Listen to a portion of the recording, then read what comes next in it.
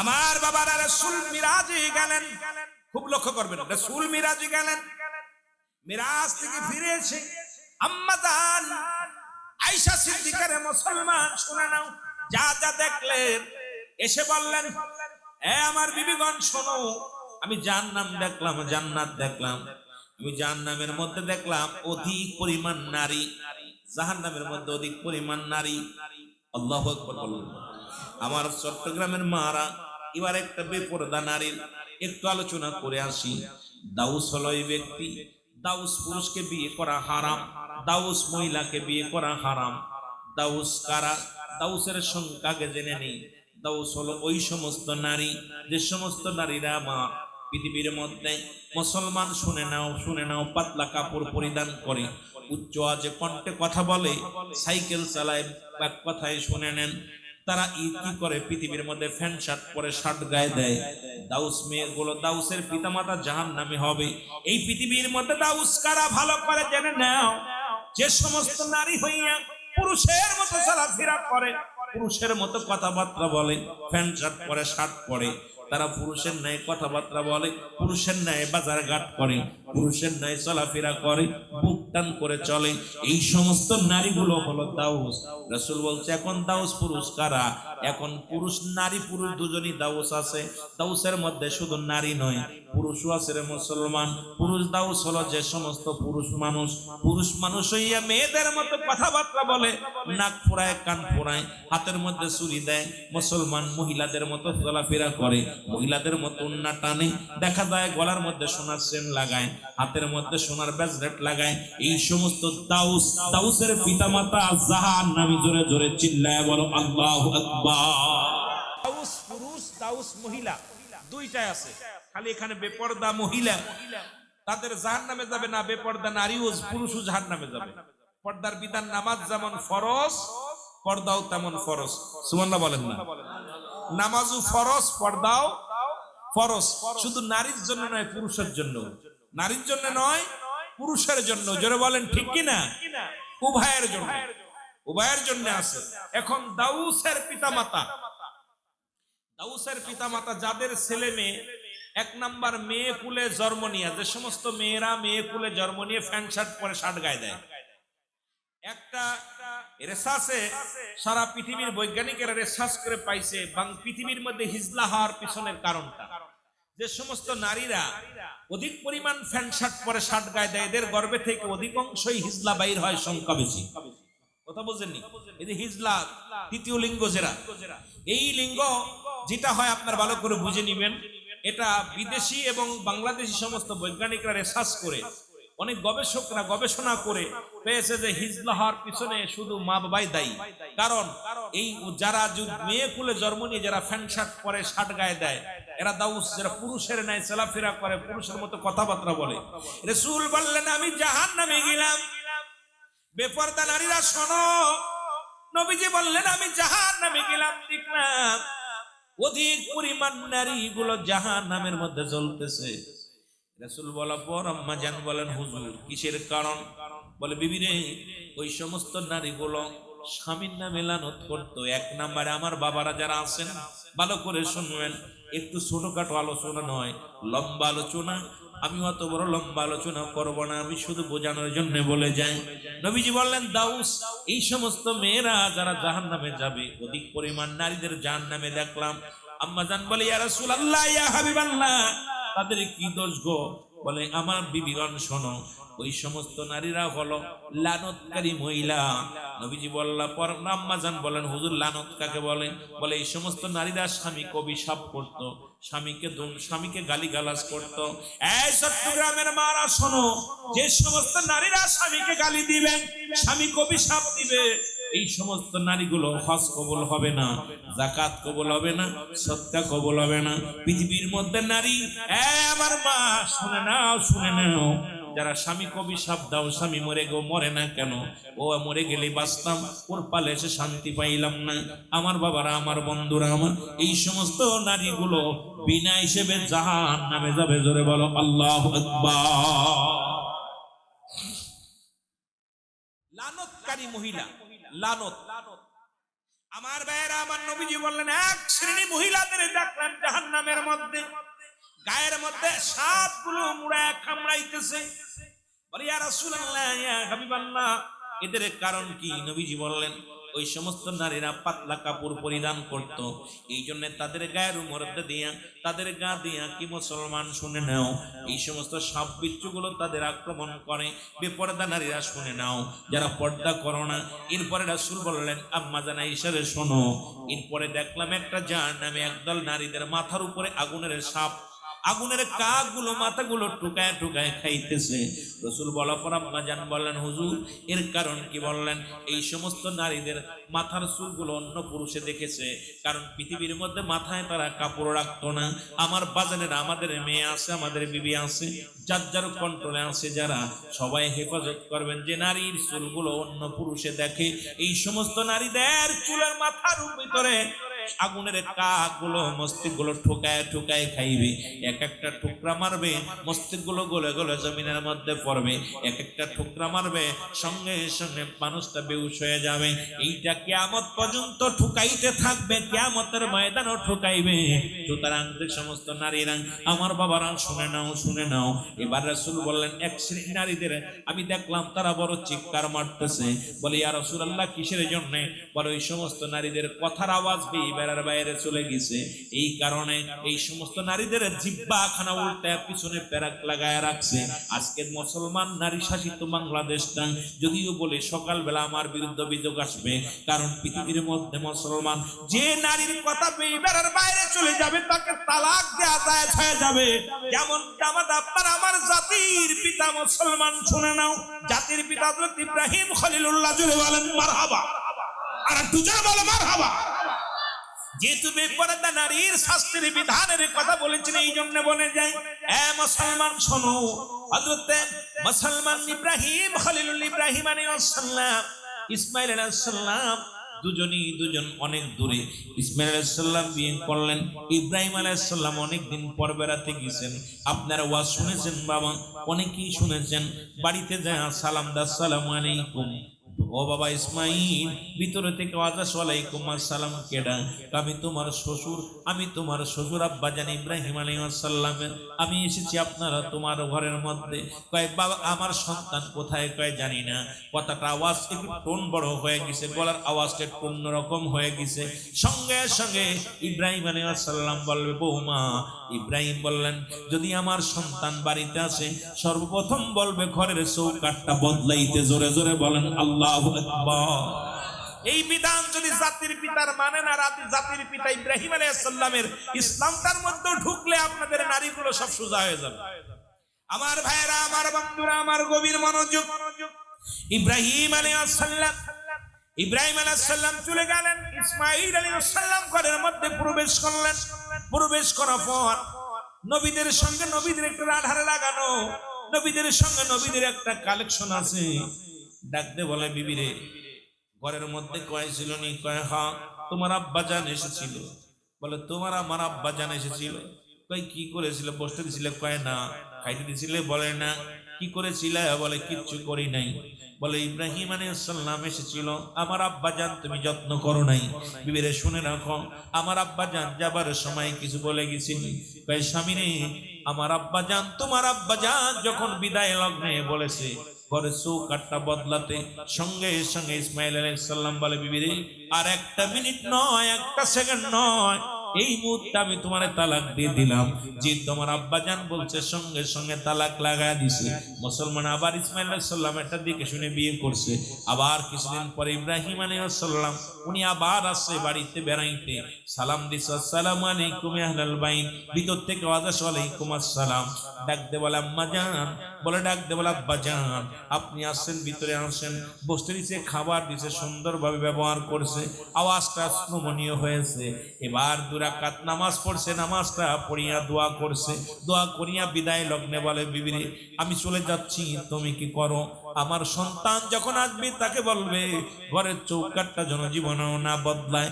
আমার বাবারা, আমার গভীর মনোযোগ, এটা যেহেতু আলোচনা এর মধ্যে আমি নাই, শুধু বোঝানোর জন্য কথাটা আমি বলে যাই।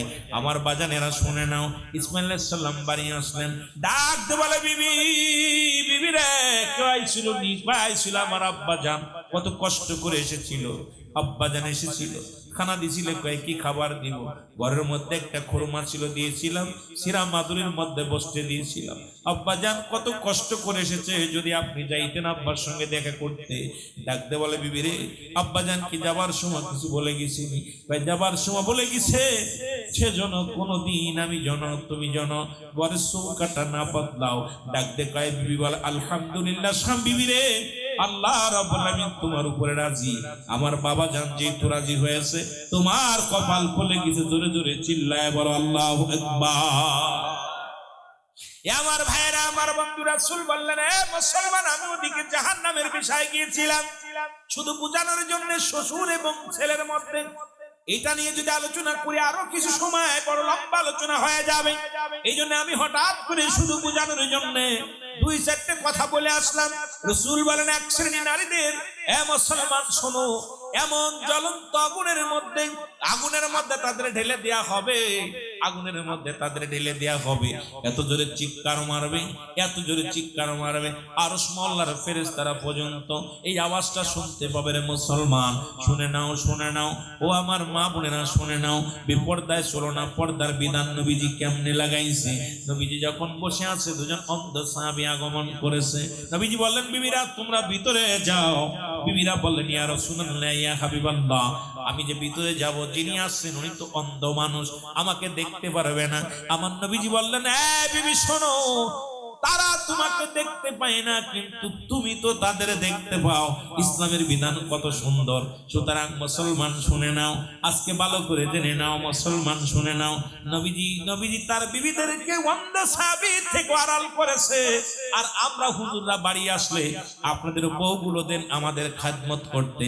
এটা কোন ইসলাম পাইছেন বুঝি আসে না? জোরে জোরে চিল্লায় বলেন ঠিক কিনা? বেগানা নারীর চেহারা দেখা হারাম, বেগানা পুরুষের চেহারা দেখা হারাম। যাদের সঙ্গে বিয়ে করা জায়েজ তাদের দেখা দেওয়া হারাম। যাদের সঙ্গে বিয়ে করা জায়েজ, এক কথা বুঝে নিবেন, যাদের সঙ্গে বিবাহ বন্ধনে আবদ্ধ হওয়া জায়েজ তাদের সঙ্গে দেখা করা হারাম। কথা বুঝেন? তাদের সঙ্গে দেখা করা কি হারাম। যাদের সঙ্গে বিয়ে করা হারাম তাদের সঙ্গে দেখা করা জায়েজ। কথা বুঝেননি? একবারে বাংলা কথা। এরপরে যদি না বোঝেন তাহলে তার আমার কিছু করার নাই। একবারই হলো, যাদের সঙ্গে বিবাহ বন্ধনে আবদ্ধ হওয়া জায়েজ তাদের সঙ্গে দেখা করা হারাম। খালাতো বোন, মামাতো বোন, চাচাতো বোন, এগুলো সম্পূর্ণ দেখা দেওয়া হারাম। কিন্তু আমাদের সমাজ খাইলো চাচাতো বোন, খালাতো বোন, ফুফাতো বোন, এগুলো যে আমাদের অবস্থা খুব ভয়ঙ্কর অবস্থা। এই যে অবস্থা আজকে আমাদের সমাজ জাতি নষ্টের পিছনে খালাতো বোন, মামাতো বোন, ফুফাতো বোনই ফুফাতো ভাই, খালাতো ভাই শেষ করতেছে। জোরে বলেন ঠিক কিনা? কিন্তু আমরা এগুলো তো হারাম, এদের দেখা দেয়া হারাম। এদের সঙ্গে দেখা দেয়া কি? জোরে বলেন, দেখা দেয়া কি হারাম। এক কথায় বেগানা নারীর চেহারা দেখা হারাম, বেগানা পুরুষের চেহারা দেখা হারাম। এই হারামকে কোনো ব্যক্তি হালাল করার এখতিয়ার কোনো মুফতি সাহেবের নাই। যদি কোনো মুফতি সাহেব এটা হালাল করতে পারে, আমি তারে বলবো আমার সঙ্গে চ্যালেঞ্জ করেন, আমি আপনার সঙ্গে বসবো যে আপনি হারাম করতেছেন, কোন ফতোয়ায় হারাম হালাল করতেছেন। এবং মাদারুন নবুয়াতের প্রথম খণ্ডের মধ্যে বয়ান করতেছে, হারামকে যদি কোনো ব্যক্তি হালাল বলে সে কাফের, কাফের, কাফের। আর হালালকে যদি কোনো ব্যক্তি হারাম বলে সেও কাফের। সুতরাং আপনার আমার দৃষ্টিতে যেটা শরীয়তের বিধান অনুযায়ী হারাম সেটা হারামই, হালাল করার কোনো এখতিয়ার, কোনো ফতোয়া নাই। জোরে বলেন ঠিক কিনা? জোরে বলেন ঠিক কিনা? এই জন্য বেপর্দা নারী যারা আছেন, বেপর্দা নারী আর আপনার ব্রেক ছাড়া গাড়ি একই অবস্থা। ব্রেক ছাড়া গাড়ি আর বেপর্দা নারী একই অবস্থায় চলে। ব্রেক ছাড়া গাড়ি চললে যেমন দুর্ঘটনা ঘটে, বেপর্দা নারীর কারণে সমাজে বেশি দুর্নীতি হয়। জোরে বলেন ঠিক কিনা? সমাজের মধ্যে ফিতনা শুরু হয়, সমাজের মধ্যে হট্টগোল হয়, সমাজ নষ্ট হয়, জাতি নষ্ট হয়, ইসলাম নষ্ট হয়। এই জন্য এমন কোনো কাজ করবো না যা দ্বারা সমাজ এবং জাতি নষ্ট হয়। জোরে বলেন ঠিক কিনা? একটু মহব্বতের সঙ্গে জিকির করুন, লা ইলাহা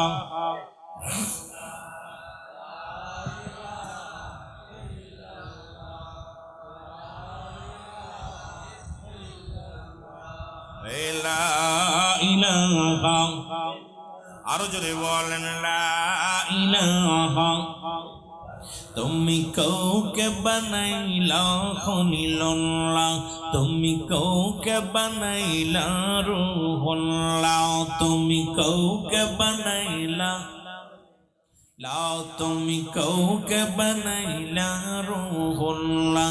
আর নূর মুহাম্মদ সাল্লাল্লাহ, বল নূর মুহাম্মদ। আর লা ইলাহা ইল্লাল্লাহ, লা ইলাহা, আর জোরে লা ইলাহা, জবান খুলে লা ইলাহা, লা ইলাহা। তুমি কাউকে বানাইলা খলিলুল্লাহ, কাউকে বানাইলা রূহুল্লাহ, তুমি কাউকে বানাইলা খলিলুল্লাহ, তুমি কাউকে বানাইলা রূহুল্লাহ। আর নূর মুহাম্মদ সাল্লাল্লাহ, বল নূর মুহাম্মদ। লা ইলাহা ইল্লাল্লাহ, বল লা ইলাহা, লা ইলাহা, লা ইলাহা ইল্লাল্লাহ। মুসলমান নবীর মনোযোগ, সর্বশেষে একটা কথা বলে যায়, মৃত্যুর যন্ত্রণা কতটুকু তার ভয়াবহতা মুসলমান শুনে নাও। আল্লামা মুফতি আমজাদ আলী সাহেব একটা কিতাব লেখে, কিতাবের নাম বাহারে শরিয়া। কি কিতাবের নাম? কি? বাহারে শরিয়া। এই কিতাবের মধ্যে লিখতে যা বললেন, মানুষ যখন মৃত্যুবরণ করে সর্বোচ্চ নিম্ন মৃত্যু যন্ত্রণা সেটা হলো ইমানদারের মৃত্যু আর বেঈমানদের মৃত্যু। ইমানদারের মৃত্যুটা হয় আটাগুলা খামির বানাইয়া, এই খামিরের ভিতরে যদি একটা চুল পড়ে, চুলটা যেমন টান দিয়া বাইর করলে ওনাসে বাইর হয়ে যায়, ইমানদারের মৃত্যুটা তেমনি হয়।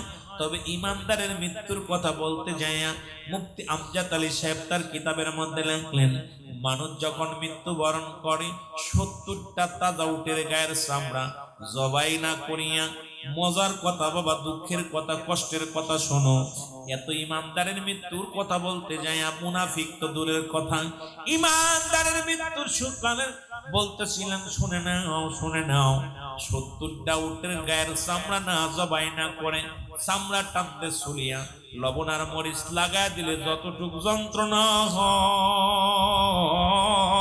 হয়, এর চাইতে 70 গুণ যন্ত্রণা হলো একটা সাধারণ মৃত্যু। যদি যাদের কষ্ট হয় রে বাবা, দেখেছি কত মানুষ মরণকালে পায়খানা করে দেয়, কত মানুষ মৃত্যুর সময় কি করে জিহ্বা বাইর হয়ে যায়, কত মানুষ মৃত্যুর সময় চোখ দুটি বড় বড় হয়ে যায়, কত মানুষ মৃত্যুর সময় একটা অঙ্গ পড়ে যায়, কত মানুষ মৃত্যুর সময় প্রস্রাব করে দেয়, তাদের মরণটা কত কঠিন হয়। আমার মরণ আসিবে যখন কেউ তো জানি না, আমার মরণ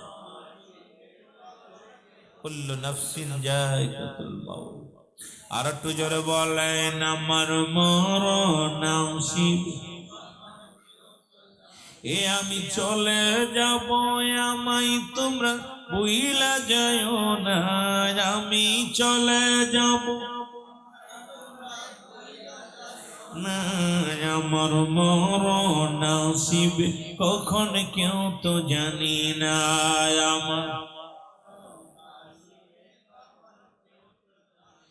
এই পৃথিবী চিরদিন থাকার জায়গা নয়, অন্ধকার কবর যে তোমার আসল ঠিকানা রে মানুষ, অন্ধকার কবর। এই আমি চলে যাব, আমায় তোমরা ভুইলা যাও না, আমি চলে যাব না, আমার মরণ আসিবে। আরো জোরে বলেন, আমার মরণ আসিবে। টাকা পয়সা দালান কোটা যাহা করেছি, সব কিছু ফেলাইয়া যদি একাই চলেছি রে আমি, সব কিছু ফেলাইয়া যদি আমি যাবার কালে ভেবে দেখি আমার কেহ নাই, আমি যাবার কালে ভেবে দেখি নাই আমার মরণ আসিবে কখন কেউ তো জানি না।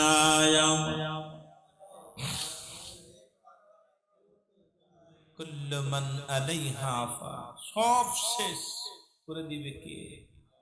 এ দুনিয়ার মুসলমান গভীর মনোযোগ, রব্বি কারিম ডাকতে বলে দুনিয়ার মানুষ শোনো,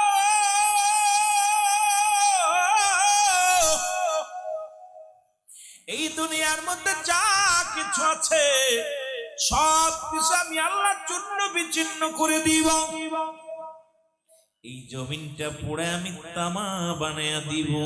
কুল্লু মান আলাইহা ফান, সব শেষ। আল্লাহ কয় বান্দারে এই জমিনের মাটিগুলো পুড়ে আমি তামা বানায়া দিব। এই জমিনের মধ্যে যত পানি আছে, আজকে সকালবেলা বৃষ্টি হয়েছে, মাহফিলে বসার মতো পরিবেশ ছিল না। কমিটির ভাইদের চিন্তা এসে গেছিল বছরে একটা মাহফিল করি, না জানি রব্বে কারিম করতে দিবে না। এত পানি পৃথিবীর মধ্যে 3 ভাগ পানি 1 ভাগ মাটি। কয় ভাগ পানি? 3 ভাগ পানি 1 ভাগ মাটি। আল্লাহ কয় বান্দারে এই মাটিগুলো পুড়ায় আমি তামা বানায় দিব। এই জমিনের মধ্যে যত পানি আছে পানিগুলো পুড়ে ছাই হয়ে যাবে। যেদিন কিচ্ছু বলতে কিচ্ছু থাকবে না, সেদিন থাকবো আমি রব্বে কারিম, আমি রব। আর আমি যেদিন থাকবো, আমি থাকবো আমার রাসূলুল্লাহর ভালোবাসা নিয়ে। আরে আমরা সুন্নিরা কেন নবী নবী করে পাগল হয়, তার প্রমাণ আবার আল্লাহ দিয়ে দেয়। মুসলমান শোনো, যেদিন পৃথিবীর সব কিছু শেষ হয়ে যাবে, সব কিছু শেষ হয়ে যাবে, সেদিন যেদিন কিচ্ছু থাকবে না, সেদিন থাকবে আমার আল্লাহ, আল্লাহ থাকবে আমার হাবিবের ভালোবাসা নিয়ে। এই জন্য সুন্নিরা আমরাও থাকি রাসূলুল্লাহর প্রেম ভালোবাসা নিয়ে। জোরে জোরে চিল্লায় বলেন মারহাবা। ওরে প্রেম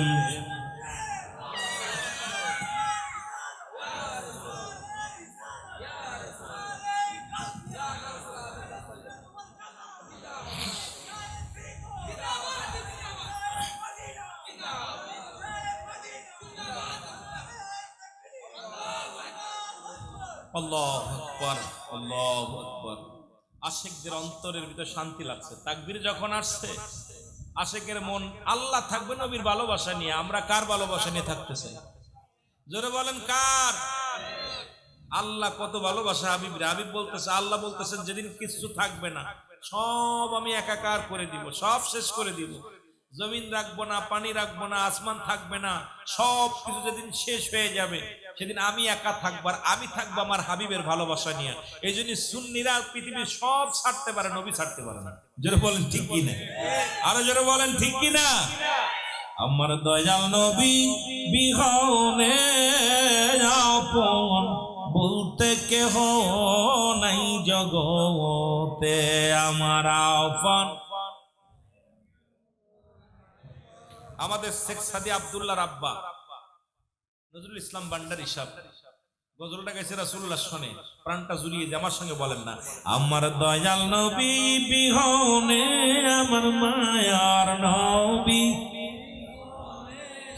আপন বলতে কেহ নাই জগতে, বলেন আপন বলতে। ওরে ভেবে দেখি সবই মিছে, ভেবে দেখি সবই মিছে, মিছে মায়ার সংসারে আপন বলতে কেহ নাই জগতে, বলেন আপন। আমার দয়াল নবী বিহনে আমার মায়ার নবী আপন বলতে কেহ নাই জগতে, আমার আপন। ও নবী ও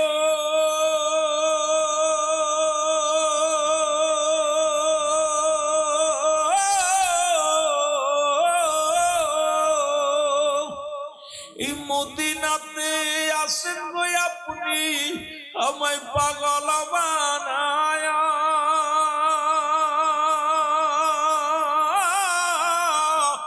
এ গোলামে কান্দে গো নবী বলখালি জমিনে বসিয়া, এ গোলামে কান্দি গো নবী চট্টগ্রামে বসিয়া। দেখা দেন গো মায়ার নবী, দেখা দেন গো দয়াল নবী, একটিবারে আমারে আপন বলতে কেহ নাই জগতে, বলে না আপন এ দুনিয়ার মুসলমান।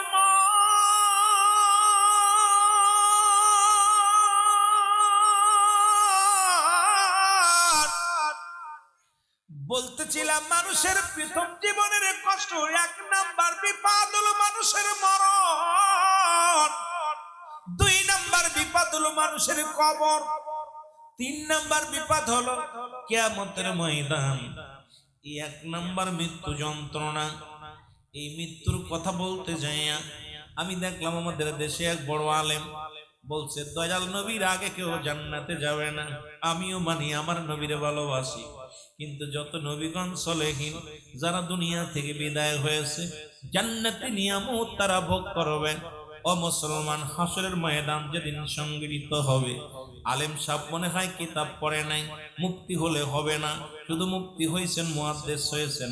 বড় দুঃখ লাগে আলোচনাটা শোনা পর, যে এই কথাটা শোনা পর ইদ্রিস আলাইহিস সালাম জান্নাতের মধ্যে গেছে, এটা নিয়ে উনি দেখলাম চুলকানি রোগে ধরেছে হুজুরকে। আমি বলি হুজুর শুনে নেন, যত নবীগণ আদম আলাইহিস সালাম থেকে শুরু করে, আদম আলাইহিস সালাম থেকে শুরু করে আখির নবী রাহমাতুল লিল আলামিন পর্যন্ত যত নবীগণ পয়গম্বরগণ দুনিয়া থেকে বিদায় হয়ে গেছেন, প্রত্যেকেই জান্নাতি নিজ নিজ মাজার প্রাণে জান্নাতের মধ্যে আছে। জোরে জোরে চিল্লায় বলেন মারহাবা। আর একটু জোরে। ইদ্রিস আলাইহিস সালাম জান্নাতের মধ্যে আছে। আমার মুসলমান শোনো, এই পৃথিবীর মধ্যে এখনো তিনজন ব্যক্তি এখনো জীবিত রয়েছে, তার মধ্যে একজন ব্যক্তি হলো জান্নাতের মধ্যে আছে। জান্নাতের মধ্যে হযরত ইদ্রিস আলাইহিস সালাম একজন, যার নাম হলো হযরত ইলিয়াস আলাইহিস সালাম। আরেকজন ব্যক্তি মুসলমান শুনে নাও, যিনি এই দুনিয়ার মধ্যে হযরত খিজির আলাইহিস সালাম যাকে পানির দায়িত্ব দিয়েছেন। আরেকজন ব্যক্তি আমার আপনার নবীর উম্মত হয়ে আসবে। এই চারজনের কথা বলা আছে মুসলমান, চারজন এখনো জীবিত অবস্থা আছে। তাদের মধ্যে এক নাম্বার হলো হযরত ইদ্রিস আলাইহিস সালাম, এখনো জান্নাতের মধ্যে আছে। দুই নম্বর পাহাড়ের দায়িত্ব আছে, চট্টগ্রামে বড় বড় পাহাড় আছে, এই পাহাড়গুলো দেখাশোনার দায়িত্ব আল্লাহ রাব্বুল আলামিন একজন নবীরে দিয়েছে, সেই তার নাম হলো হযরত ইলিয়াস আলাইহিস সালাম। একজনকে ব্যক্তি মুসলমান যিনি পানির দায়িত্ব আছে, যাকে পানিগুলোর দায়িত্ব আছে, এনার নাম হলো হযরত মুসলমান খিজির আলাইহিস সালাম। আরেকজন আসবে আমার নবীর উম্মত হইয়া, তার নাম হলো হযরত ঈসা আলাইহিস সালাম। জোরে বলেন না মারহাবা।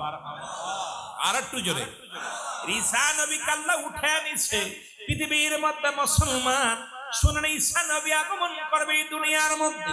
ঈসা আলাইহিস সালাম যখন আগমন করবে, যখন খানে দাজ্জাল আগমন করবে, বাবারা আমার অনেক লম্বা আলোচনা, যেহেতু মৃত্যুর যন্ত্রণার দিকে আমি সর্বশেষ প্রান্তে চলে গেছি, অনেক আলোচনা হয়ে গেছে। বাবারা আমার, এই যেদিন খানে দাজ্জাল আগমন করবে, ইমাম মেহেদী আলাইহিস সালাম আগমন করবে। ইমাম মেহেদীর নাম থাকবে মুহাম্মদ, ইমাম মেহেদীর বাবার নাম থাকবে মুসলমান শুনে নাও আব্দুর রহমান, নাম থাকবে মুসলমান শুনে নাও ওই খুতামেনা, ওই মুসলমান। ওনার বংশ থাকবে ফাতেমার বংশধর, গোত্র থাকবে বতুয়া গোত্র। ইমাম মেহেদী আলাইহিস সালাম বাংলাদেশে অলরেডি বাংলাদেশে একাধিক ইমাম মেহেদী বলে দাবি করেছেন। কিন্তু শুনে নেন সুন্নি ভাইয়েরা, যদি কোনো আমাদের মধ্যে কোনো ব্যক্তি ইমাম মেহেদী বলে দাবি করে, ওর জুতা স্যান্ডেল দিয়ে পিটাইবেন নাকি হবে, কারণ বাংলাদেশে ইমাম মেহেদী আইব না, ইমাম মেহেদী আইব মুসলমান। কোথায়? পতুয়া গোত্র। সেই গোত্র হলো মা আম্মাজান ফাতেমার ফাতেমার মুসলমান বংশধর হইয়া ইমাম মেহেদী মুসলমান আসবে। তার চেহারা আমি একটু জানা দিয়ে যায়, আলোচনার আগে আপনাদের বোঝানোর জন্য বলে যাই, ইমাম মেহেদী মুসলমান যখন মক্কা মদিনায় পাপ হবে, এত পরিমাণ পাপ হবে, জিনা বা বিচার বেড়ে যাবে, অন্যায় বিচার বেড়ে যাবে। যেদিন মক্কা মদিনার মানুষগুলো মানুষ বিনা বিচারে মানুষ হত্যা করবে। যেমন বাংলাদেশে এখন দেখতেছি রে মুসলমান কোনো বিচার নাই, এখন যারে পায় তারে সেখানে আজকে কোনো মানুষের জীবনের কোনো নিরাপত্তা নাই। কি আছে ভ্যান চালক, কি আছে রিক্সা চালক, কি আছে মুসলমান, কেন যেন মানুষের পাখি যেমনে মেরে ফেলে গুলি করে, মানুষের মানুষজন মানুষকে মারতে কোনো দ্বিধা দ্বন্দ্ব নেই। মানুষগুলো পাথর দিয়ে নিক্ষেপ করে যখন বিলালকে মেরেছিল, বিলালকে পাথর চাপা দিয়েছিল। কিছুদিন আগে দেখলাম এক ব্যবসায়ী ভাই আরেক ভাইয়েরা তাকে পাথর দিয়ে কেমন ভাবে নিক্ষেপ করে মারা হলো। মুসলমান ভাই ভাইকে খুন করে, বন্ধু বন্ধুকে খুন করে, কারণ এটাও বুঝতে বাকি নাই। নবী বলছে বালহুয়া কিলাব, এই দুনিয়াটা হলো পচা দুর্গন্ধ মরি, আর মানুষের চরিত্র হবে কুকুরের চরিত্র। মানুষ যেমন পৃথিবীর মধ্যে কুকুর যেমন মরি পাইলে খুশি হয়, সে জামানার মানুষগুলো সম্পদ পাইলে খুশি হবে, সম্পদের জন্য বাইরে খুন করবে। হায়রে মীর মোশাররফ হোসেন লিখে গেলেন, কারবালার প্রান্ত থেকে আমাদের শিক্ষা নেওয়ার দরকার। মুসলমান, আমার লম্বা আলোচনা, এই আলোচনাগুলো করার দরকার, 2-4 রাত জানার দরকার আপনাদেরকে। মুসলমান, ইমাম মেহেদী আলাইহিস সালামের তখন সর্বোচ্চ পরিচয়, তার পরিচয়টা আমি তুলে ধরি যাতে আপনাদের চিনতে ভালো হয়, যাতে বুঝতে ভালো হয়। ইমাম মেহেদী আলাইহিস সালাম যখন মক্কা মদিনায় এত পরিমাণ পাপ হবে, জিনা হবে, অন্যায় হবে, অপরাধ হবে, বেপরদায় নারীগুলো চলবে, বেপরদায় পুরুষ চলবে, সুদের মাত্রা বেড়ে যাবে। ইমাম মেহেদী আলাইহিস সালাম রাতের অন্ধকারে বাইর হয়ে যাবে। ইমাম রাসূল বললেন ইমাম মেহেদীর পরিচয়, ওনার ইমাম মেহেদী আলাইহিস সালামের গায়ের রং থাকবে শ্যামলা, মাথার চুলগুলো থাকবে কোকড়ানো মোকড়ানো, কালো কুচকুচে থাকবে কোকড়ানো মোকড়ানো। ইমাম মেহেদী আলাইহিস সালামের, মুসলমান শুনে নাও, এই বুড়ুটা হবে টানা বুড়ু। ইমাম মেহেদী আলাইহিস সালামের কানের মধ্যে পশম হবে, বড় বড় লম্বা লম্বা পশম হবে। ইমাম মেহেদী আলাইহিস সালাম বুকে অনেক পশম থাকবে, সিনাটা সিংহ পুরুষের মতো থাকবে। ইমাম মেহেদী আলাইহিস সালাম সবচেয়ে বড় পরিচয় হলো ইমাম মেহেদী আলাইহিস সালামের থাকবে মুসলমান তুতলা থাকবে, কথা বলতে গেলে বেঁধে যাবে, সে উরুতের মধ্যে জোরে জোরে মুসলমান আঘাত করবে। ইমাম মেহেদী আলাইহিস সালাম প্রকাশ হওয়ার আগে আমার মন বলে ইমাম মেহেদী আলাইহিস সালামের প্রকাশের সময় এসে গেছে, জোরে বলেন ঠিক কিনা। এই জন্য বলতেছি যে এখন দেখেন সৌদি আরবে যে অবস্থা, আমরা সবাই সৌদির ইসলাম মানি। সৌদি আরবে এখন নারী, আমাদের বাংলাদেশে যত নারী যায় তাদেরকে যেভাবে নির্যাতন করে, সৌদিতে যে অবস্থা শুরু হয়েছে। সৌদি আরবে এখন সিনেমার হল স্থাপন হয়েছে। যারা সৌদি আছে খবর নেন, মিথ্যা হইলে একবার হুজুরুল্লাহ সিদ্দিকী সাহেব মিথ্যা বলে গেছে। সৌদি আরবে আপনার, আমরা সৌদি থেকে খেয়াল করি, সৌদির বাদশা যিনি, ইনি সবচেয়ে বড় ভয়ঙ্কর একজন দাজ্জাল। এই দাজ্জাল ইসলামের দোহাই দিয়ে যত সন্ত্রাসী কার্যকলাপ, যত লামাজাবি, যত দুনিয়ার ফেকরাবাদ গুলোকে আশ্রয় দিয়া ইসলামের ক্ষতি করার জন্য পায়তারা শুরু করছে, বলেন ঠিক কিনা। এর অন্য দেশের দালাল, ভালো করে বুঝে নিবেন। আমার নবীজি বলে গেছেন যা সবগুলো আমরা পাইতেছি। মক্কা শরীফে এখন পতিতালায়, মুসলিম পতিতালায় খোলা হয়েছে কাবা শরীফ। কোথায় বোঝেননি? মক্কা মদিনায়। কোথায় আছেন? বাংলাদেশের পতিতালায় ভাঙ্গা হয়েছে, ওরা গড়তেছে। সুতরাং নারীরা এখন গাড়ি চালায়, প্রায় দেখবেন মেয়েরা এখন ড্রাইভিং করে। নবীজি বলছেন যখন এইগুলো শুরু হয়ে যাবে তখন ইমাম মেহেদী আলাইহিস সালামের আগমন ঘটবে। আর ইমাম মেহেদী আলাইহিস সালামের হাতে বায়াত গ্রহণ করবেন হযরত ঈসা আলাইহিস সালাম। ঈসা আলাইহিস সালাম যেহেতু দাবি করেছিল, হে রব্বুল আলামিন, আমি তো নবী হয়ে আসলাম দুনিয়ার মধ্যে, আখির নবীর এত মর্যাদা, আমার জীবনে তুমি শেষ জীবনে আমাকে তুমি নিয়ে যাও, তুলে নিয়ে যাও, আমাকে ওই নবীর পায়গাম, ওই নবীর উম্মত হিসেবে আমারে পাঠাও। রব্বুল আলামিন কবুল করেছিলেন, ঈসা আলাইহিস সালাম আসবে। আর রাসূল যারা মক্কা মদিনা হজ করতে গেছেন, নবীজির পায়ের গোরে, কদমের গোরে, নবী আমার নবী রাহমাতুল লিল আলামিন, যেহেতু আমার নবীজির অনেক রওজা পাক মুবারক বলি আমরা, কারণ নবীজির আপনার প্রতি লাঠি মুবারক, নবীজির দাড়ি মুবারক, নবীজির পাগড়ি মুবারক, নবীজির সমস্ত আল্লাহর নবীজির নয়, শুধু আল্লাহর ওলিদের, আল্লাহর নবীদের যা কিছু ব্যবহার করে এটা পুত পবিত্র হয়ে যায়, জোরে বলেন না সুবহানাল্লাহ। এখন আমার নবীজির রওজার পাশে ডান পাশে একটা পায়ের জায়গা, একটা জায়গা আছে কবরের জায়গা। ঈসা আলাইহিস সালামের মৃত্যু হবে, ওখানে ওনার কবর হবে। ঈসা আলাইহিস সালামের কবর, রাসূলুল্লাহ বলছে আমার পায়ের গোরে, কদমের গোরে জায়গা রেখে গেছে ঈসা আলাইহিস সালামের। যে আমার পায়ের গোড়ে কদমের গোড়ে একটা জায়গা থাকবে, ওই জায়গার মধ্যে দেখবেন রাসূলুল্লাহ রওজা যারা গিয়েছেন রওজার পাশে একটা জায়গা আছে, এই জায়গার মধ্যে হযরত ঈসা আলাইহিস সালামের কবর হবে। সুবহানাল্লাহ বলেন না? আমার বাবারা, ইমাম মেহদী আলাইহিস সালাম যখন আসবে তখন মানুষ আলেম ওলামা, একমাত্র হক্কানি আলেম হক্কানি উলামায়ে কেরাম টের পাবে। তখন ইমাম মেহদী আলাইহিস সালামকে দেখে চিনে ফেলবে। সবাই বলবে আপনি ইমাম মেহদী, বলবেন আমি ইমাম মেহদী না, আমার নাম মুহাম্মদ। সুবহানাল্লাহ বলেন না? আর একটু জোরে বলেন। তখন উপর থেকে একটা আওয়াজ আসবে, হাজা খলিফাতুন ফিল আরদ, হাজা খলিফাতুন ফিল আরদ, এই আওয়াজটা আসবে। তখন সবাই বলবে হুজুর আওয়াজটা কে দিল, এই আওয়াজটা কে দিল? তখন ঈসা আলাইহিস সালাম মাথা নত করে বলবেন হ্যাঁ, ইদা ইমাম মেহদী আলাইহিস সালামের, হ্যাঁ আপনারা যা শুনেছেন ঠিকই শুনেছেন, আমি হলাম এই জামানার ইমাম মেহদী আলাইহিস সালাম। জোরে বলেন না সুবহানাল্লাহ। তখন ইমাম মেহদীর বয়স হবে 40 বছর। কত বছর? জোরে বলেন কত বছর? 40 বছর। প্রকাশ পেয়ে যাবে। ইমাম মেহদী প্রকাশের পরেই খানে দাজ্জাল আসবে। খানে দাজ্জাল পৃথিবীতে থাকবে মাত্র 40 দিন। কয়দিন? জোরে বলেন কয়দিন? এই 40 দিনে অল পৃথিবী খায়ের করবে, অল পৃথিবী। আমার বাবারা আমার, এর মধ্যে হযরত ঈসা আলাইহিস সালাম আসবে। ঈসা আলাইহিস সালাম আসবে, আসা পর আসরের নামাজের ইমামতি করবে হযরত ইমাম মেহদী আলাইহিস সালাম, আর ইমাম হবে ইমাম মেহদী আলাইহিস সালাম, মুসল্লি হবে হযরত ঈসা আলাইহিস সালাম। সুবহানাল্লাহ বলেন। আর একটু জোরে। এই নবীর উম্মতের কত দাম জানেন? ইমাম মেহদী আলাইহিস সালাম ইমাম হবে, ইমাম হওয়ার পর নামাজ শেষ করার পর খানে দাজ্জালকে দাবরাইবে। খানে দাজ্জালকে সারা পৃথিবী খায়ের করে দাবরায়া কাবা শরীফের সামনে যাবে। কাবা শরীফের ডান গেটে যাওয়ার পর খানে দাজ্জাল ওখানে ধরা পড়ে যাবে। তখন খানে দাজ্জালকে এক কোপে শিরচ্ছেদ করবে হযরত ঈসা আলাইহিস সালাম। ঈসা আলাইহিস সালাম যখন শিরচ্ছেদ করবে, শিরচ্ছেদ করার পর আমার মুসলমান বাবারা, রব্বুল আলামিন আজরাইলকে বলবে আজরাইল যাও, আমার ঈসা আলাইহিস সালামের দায়িত্ব শেষ হয়ে গেছে, তাকে পাঠিয়েছিলাম ইমাম মেহদী আলাইহিস সালামের সহযোগিতা করার জন্য এবং খানে দাজ্জালকে হত্যা করার জন্য। হত্যা হয়েছে, এবার তাকে নিয়ে আসো। তখন ঈসা আলাইহিস সালামের মৃত্যু হবে। ঈসা আলাইহিস সালামের ইন্তেকালের পরে ইমাম মেহদী একাকার হয়ে যাবে। তখন পৃথিবীর মধ্যে একটা ধোঁয়া আসবে, এই ধোঁয়াটা মানুষের নাকে লাগবে। নাকে লাগা পর ইমানদারের নাক দিয়া শুধু পানি বাইর হবে, ঠান্ডা পানি বাইর হবে, আর বেঈমানদের 8টা ছিদ্রা দিয়ে শুধু ধোঁয়া বাইর হবে। বেঈমানদের এই যে আপনার করোনা ভাইরাস কত রোগ দেখতেছেন, এগুলো সব আপনার হাদিস পড়লে, কিতাব পড়লে সব পেয়ে যাবেন বাবারা আমার। ইমাম মেহদী আলাইহিস সালাম এরপরে আপনার একটাই আসবে, অনেকগুলো ইমাম মেহদী আসার পর তখন এই একটা প্রাণী আছে, যেটা যে প্রাণীটাকে আটকে রাখছে হযরত আপনার বাবারা আমার, গভীর মনোযোগ, লোহা তামা দস্তা দিয়া যিনি আটকায় রাখছে যাদেরকে, এই প্রাণীটা এমন ভয়ঙ্কর প্রাণী, আপনার যে প্রাণীটা পৃথিবীর মধ্যে আসা পর সমস্ত পানিগুলো খেয়ে ফেলবে, মানুষের খাবার খেয়ে ফেলবে, সব কিছু খেয়ে ফেলবে। এগুলোকে মারার জন্য মানুষ দৌড়ে যাবে হযরত ইমাম মেহদী আলাইহিস সালামের কাছে। ইমাম মেহদী আলাইহিস সালাম হাত উঠায় দোয়া করবে, সঙ্গে সঙ্গে রব্বুল আলামিন বিছা জাতীয় একটা প্রাণী পাঠাবে।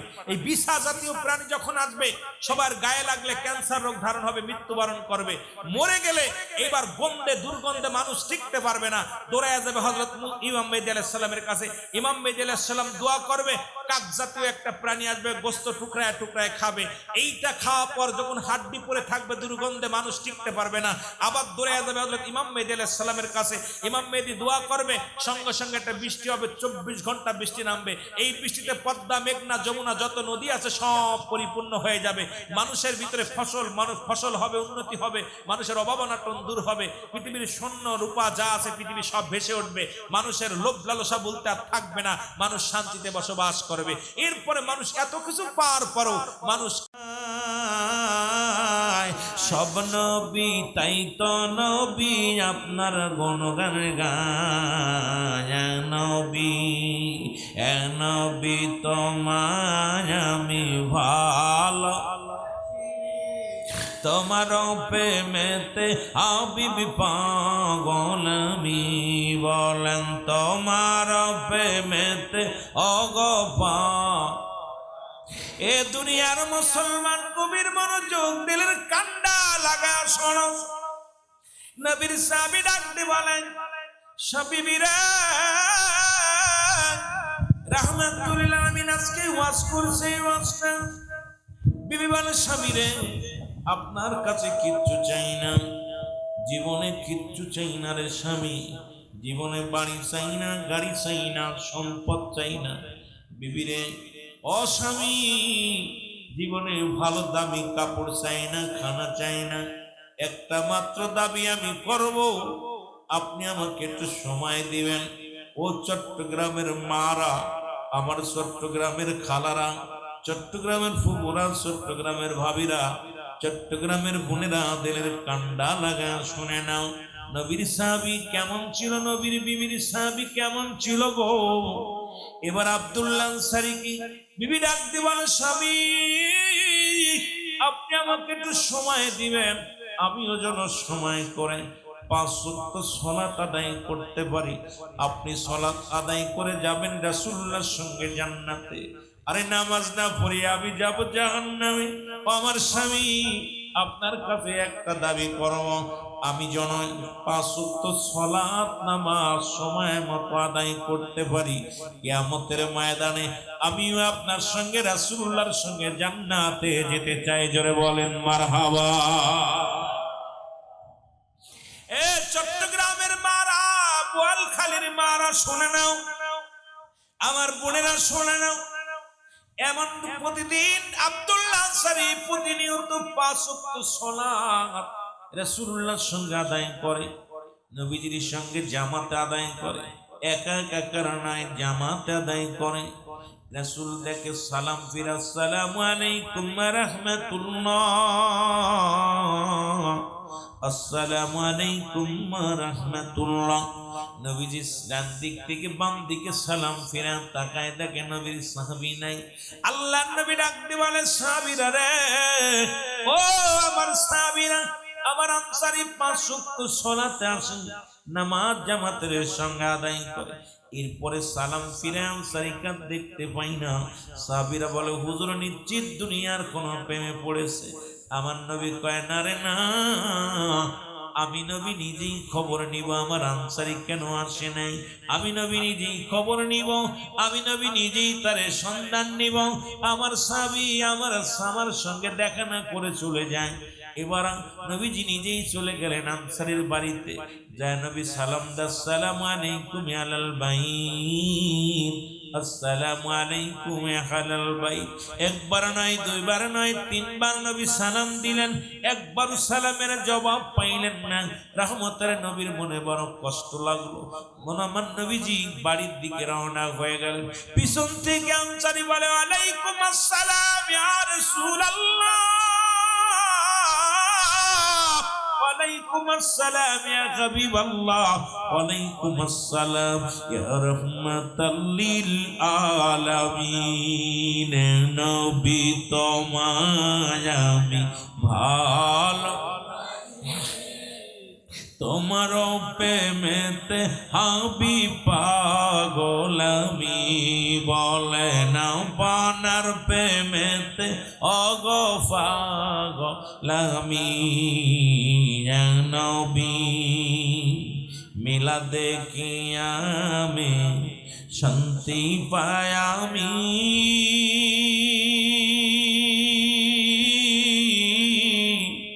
নূরের নাম যতই এই জবানে জপি, নবী মিলা দেখি আমি শান্তি পাই আমি।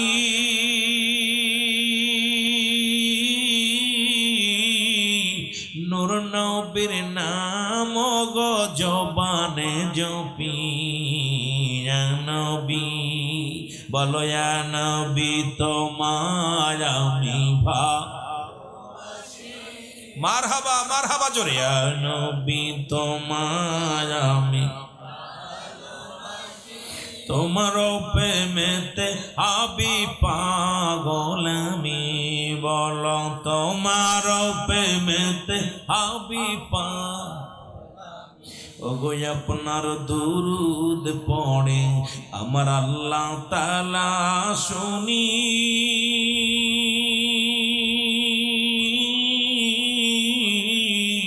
আপনার নাম জপে ফেরেশতা জানি। নবী আপনার প্রশংসা করে সকল নবী, আপনার গুণগান গায় গোটা জাতি। নবী তোমায় আমি ভালো, তোমার প্রেমেতে হাবি পাগল আমি, বলো তোমার এ দুনিয়ার মুসলমান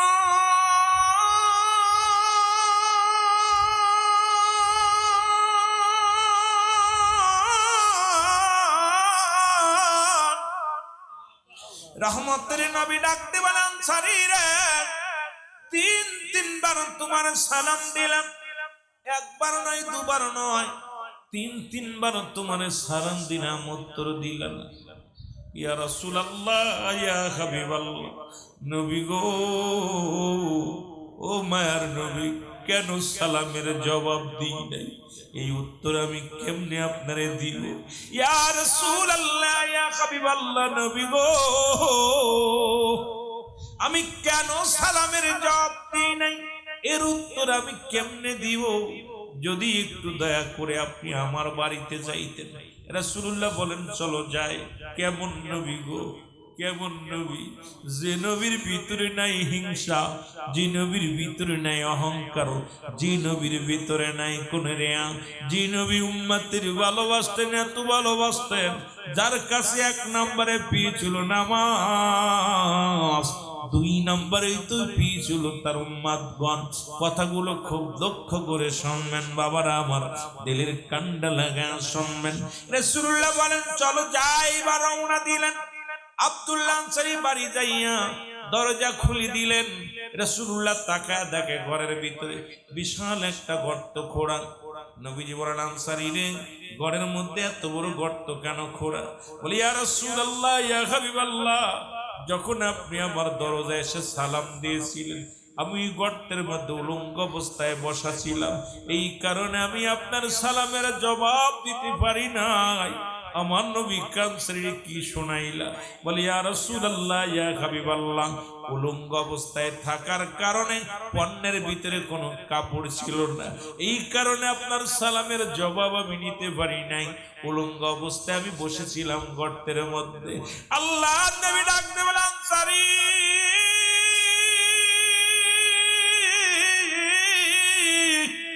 কি বলতে চাও বিস্তারিত বলো।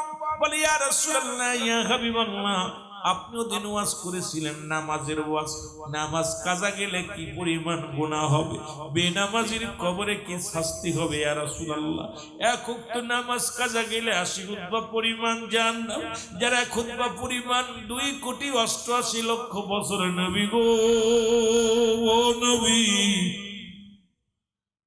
এই নামাজ যদি আদায় করতে পারি, এক নম্বরে প্রিয় হব আপনার, খুশি করব আমার মাওলার। ইয়া রাসূলুল্লাহ ইয়া হাবিবাল্লাহ, এই ওয়াজটা আমি বাড়ি এসে বললাম। আমার বিবি বলল, বিবি স্বামী রে, ও আমার স্বামী, জীবনের দামি কাপড় চাই না, দামি পোশাক চাই না, খাবার চাই না, বিবি স্বামী রে, আমাকে একটু সুযোগ দিবেন, আমিও যেন 5 ওয়াক্ত সালাত জামাতের সঙ্গে আমি নাই, আমি যেন সময় মতো আদায় করতে পারি। ইয়া রাসূলুল্লাহ ইয়া হাবিবাল্লাহ, আমাদের স্বামী স্ত্রী মিলে মাত্র এক টুকরা কাপড়, যখন মসজিদে আযান দেয়, যখন বেলাল আযান দেয়, আল্লাহু আকবার আল্লাহু আকবার, ইয়া রাসূলুল্লাহ ইয়া হাবিবাল্লাহ, আমি সব কর্ম ফেলে দৌড়ে যাই নামাজে। আর তখন আমার বিবি উলঙ্গ অবস্থায় বইয়া থাকে গর্তের ভিতরে। আমি নামাজ শেষ করে বাড়িতে আসি, আবার এই পণ্যের কাপড়টা খুলে দিই। আমি ওই অবস্থায় নামাজ শেষ করে বাড়িতে আসিয়া কাপড়খানা খুলে দিলাম, আমার বিবি ওযু করে নামাজে দাঁড়ায় ছিল, এই জন্য আপনার সালামের জবাব দিতে পারি নাই। আমার নবী চোখের পানি ছেড়ে ডাকতে বলে আনসারী,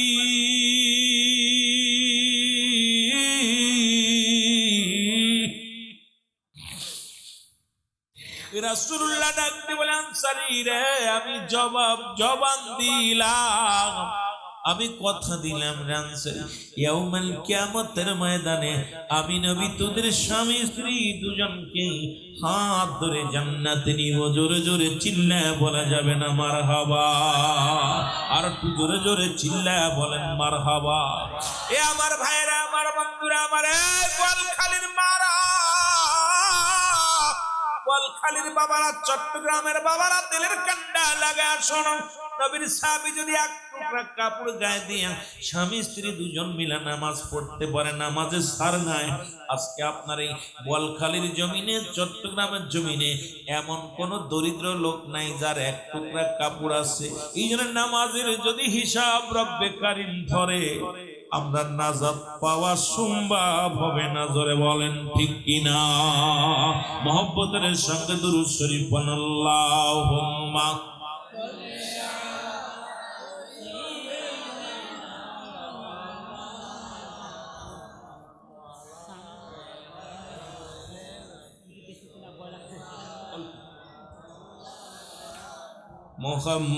মুহাম্মাদ আল্লাহুম্মা। এই নবী মোর পরশমণি, নবী মোর সোনার খনি, নবী নাম জপে যেজন সেই তো দুজাহানের ধনী। নবী মোর পরশমণি, জোরে বলেন নবী মোর পরশমণি, নবী মোর,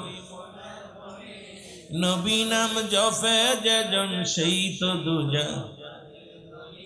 ও নামে মধু মাখা, ও নামে জাদু রাখা, ও নামে মধু মাখা, ও নামে জাদু। ওই নামে মজনু হলো, ওই নামে মজনু হলো মাওলায় আমার কাদের গনি। নবী মোর পরশমণি, নবী মোর সোনার খনি, নবী নাম, নবী মোর পরশমণি। আরো জোরে বলেন নবী মোর পরশমণি।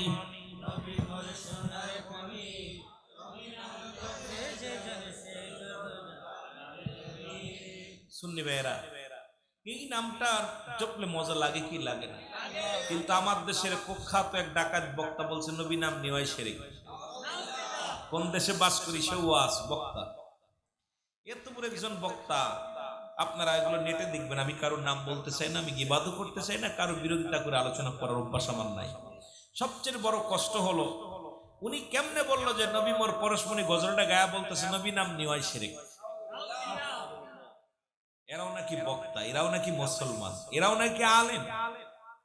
এই জন্য চট্টগ্রামের জমিনে তো নবীর প্রেমের কথা বলা লাগে না। তবে আছে চট্টগ্রামের জমিনে আলো আছে, অন্ধকারও আছে। কথা বলেন না? ভয়ঙ্কর অন্ধকার আছে। আবার এই পৃথিবীর মধ্যে সর্বশ্রেষ্ঠ আলো আমি মনে করি চট্টগ্রামের মানুষ পাইছে। এই জন্যই বলবো, রাসূলুল্লাহ বলছে আমি দেখতেছি অচিরেই একদল মানুষ, একদল জামাত বাইর হবে, তাদের জবানে থাকবে নারায়ে রিসালাত ইয়া রাসূলুল্লাহ, নারায়ে তাকবীর আল্লাহু আকবার।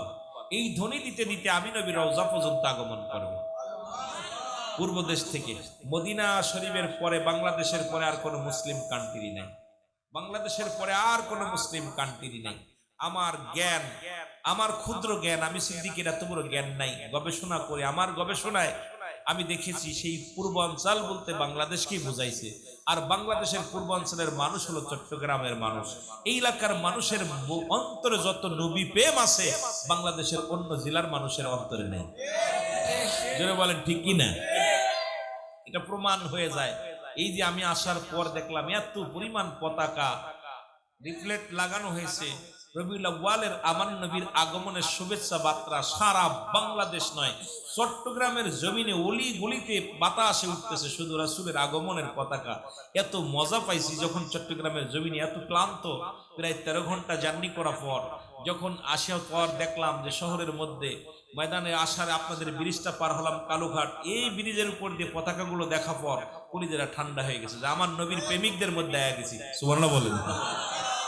এমন প্রেমিক কয়জন মেলে, কয়জনকে পাওয়া যায়? এই জন্য আমার বাজানরা যত ভালোবাসবেন রাসূলের সঙ্গে, আমার রাসূলের আদর্শগুলো মেনে চলবেন, আপনার দুনিয়া আখিরাত দুইটাই কামিয়াব হবেন। জোরে বলেন আমিন। তা আমি আপনাদের কাছে বলতে চাই, এখন চট্টগ্রামের জমিনে ওই আব্দুল্লাহ আনসারীর মতো গরিব কেউ আসেননি। কথা কোন আপনাদের এলাকায় যারা বিক্রি করে, এই যে আপনার টাকা পয়সা চেয়ে বেড়ায়, দেখেননি? আপনার ওই পারে দাঁড়াইলাম কিছুক্ষণ, দেখি অনেক মহিলা বোরকা পরে ভিক্ষা করতেছে, অনেক বেড়া হিজলারাও আছে, সবাই ভিক্ষা চাইতেছে। তা আমি মনে মনে কইলাম আজকের ওয়াজটাও সেদিকে চলে গেছে, হঠাৎ করে ওদিকেও যা দেখে এলাম, আয়াও দেখি এটাই। তার যদি নামাজের প্রতি রাসূল কত গুরুত্ব দিছে, সাহাবীরা কত গুরুত্ব দিছে, একটা কাপড়ে স্বামী স্ত্রী দুজন নামাজ পড়ছে। এখন আমার আপনার জীবনে 10টা 15টা কাপড় হয়েছে, এরপরে নামাজ ছেড়ে দিলে মুগুরির অভাব হবে না। জোরে বলেন ঠিক কিনা? হাতুড়ির বাড়ির অভাব হইব? কথা বলেন। আমার ভাইয়েরা, আমার বন্ধুরা, আমার বেনামাজির মধ্যে রাসূলুল্লাহর পর্দা পড়ে যাবে, মাঝখানে পর্দা পড়ে যাবে।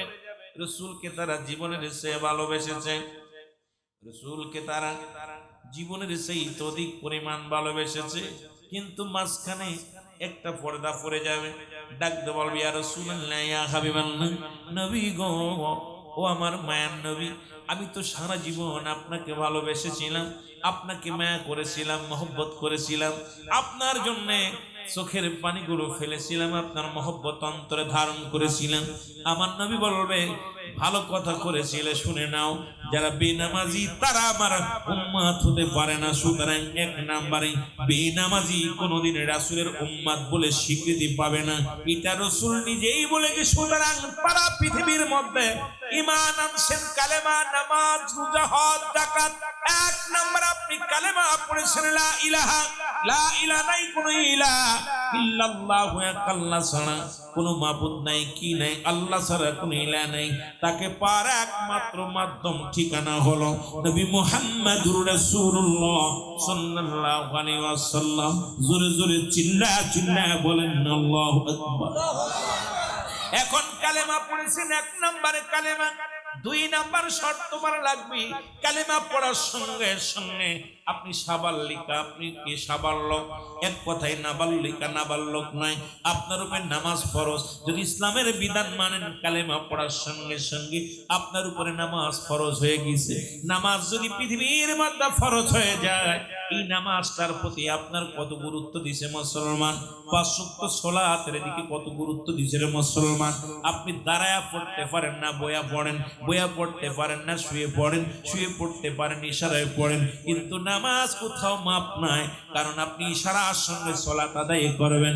একমাত্র মেয়েদের বেলায় মাপ করেছে আমার রব্বে কারীম, সেটা হলো মুসলমান মাসে 3 দিন 7 দিন পর্যন্ত আমার মা বোনদের নামাজ রব্বুল আলামিন এদেরকে মাফ করেছে, কিন্তু কোন পুরুষের নামাজ কাজা কোনো মাপ নাই।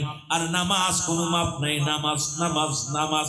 আপনি সফরে গেছেন, কোথাও বেড়াতে গেছেন, মুসলমান 4 টাকা 2 পড়ো, আল্লাহ কত ihsan করে দিয়েছে আপনার উপরে। আমার নবীর উম্মতের জন্য, এই উম্মতিরা শোনো, আমার উম্মতিরা মুসলমান, এই নামাজের গুরুত্ব দিয়েছে রাহমাতুল লিল আলামিন। কেমন গুরুত্ব দিয়েছে কথাগুলো বলতে গেলে, নামাজের শেষ জীবনে নবী আমার শেষ জীবন যখন মালাকুল মউত এসে গেছে রাসূলুল্লাহর সঙ্গে সাক্ষাৎ করতে, আম্মা জান আয়েশা সিদ্দিকা বলে, ইয়া রাসূলুল্লাহ, ইয়া হাবিবাল্লাহ, আপনি এত ছটফট করছেন কেন? নবীজি বললেন, আয়েশা রে, আমি তোমারে বলে যাই, পৃথিবীর মধ্যে নামাজ আমার 1 নাম্বার ছিল প্রিয় নামাজ। এই নামাজ যত পড়ি, যখন আজান পড়ে যায়, যখন মসজিদ আজান পড়ে যায়, নামাজের জন্য প্রাণটা বেকুল হয়ে যায়। জামাতের জন্য শুধু নামাজ নয়, জামাতের জন্য আমি নবী বড় বেকুল হয়ে যায়। আমার নবী ডাক দিয়ে বলে, আয়েশা রে, আমি অসুস্থ, আমি বড় অসুস্থ হয়ে গেলাম। নবীজি বললেন, আয়েশা রে, আমার প্রিয় সাহাবী হযরত আবু বকর সিদ্দিক রাদিয়াল্লাহু তাআলা আনহু নবীজির থেকে 6 মাসের বড় ছিলেন। একেতে ছিলেন নবীর সাহাবী, 2 নাম্বার ছিল নবীজির শ্বশুর মুবারক। ঠিক কি না? যারা বলেন ঠিক কি না? আম্মা জান আয়েশা সিদ্দিকার আব্বা জান আমার নবী বললেন, আয়েশা, আজকে আসরের সালাতটা আমার আবু বকর সিদ্দিক রাদিয়াল্লাহু তাআলা উনি জামাতে নামাজটা আদায় করবে। রাসূলুল্লাহ কি হইলেন? অসুস্থ হয়ে গেলেন। শুধু নামাজের গুরুত্বের কথা শুনে যাও মুসলমান, নবীজি অসুস্থ হয়ে গেলেন। মাঝে মাঝে হুশ হয়। নবীজি বলে আয়েশা রে নামাজ হইছেনি, নামাজ হইছেনি, জামাত হইছেনি।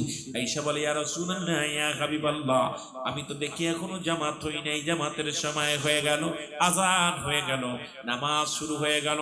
রাসূলুল্লাহ আম্মা জান আয়েশা সিদ্দিকাকে বললেন আয়েশা রে নামাজ কি শুরু হয়েছে? বলে ইয়া রাসূলুল্লাহ ইয়া হাবিবাল্লাহ নামাজ শুরু হয়েছে। আমার নবীজি বলে আয়েশা রে আমার মাথাটা একটু উঁচু করে ধরো, ধরো, যা জানলার কাপড়টা একটু সরাইয়া দাও। কাপড়টা জানালার কাপড়টা সরাইয়া দিলেন। আমার নবীজি প্রাণ করে দেখলেন আর নবীর সাহাবীরা জামাতের সঙ্গে নামাজ আদায় করে। জোরে বলেন মারহাবা। আর একটু জোরে। আমরা নবীরে ভালোবাসি, এই জন্য কথাগুলো বলতেছি।